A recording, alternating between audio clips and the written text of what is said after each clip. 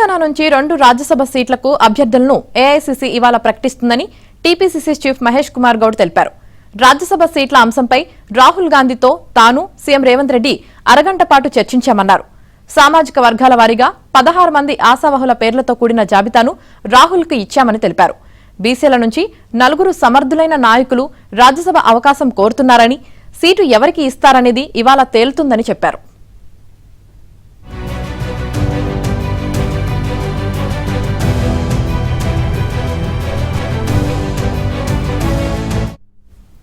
ఇక తెలంగాణ నుంచి మరోసారి రాజ్యసభకు అభిషేక్ సింఘ్వి ప్రాతినిధ్యం వహించనున్నారు.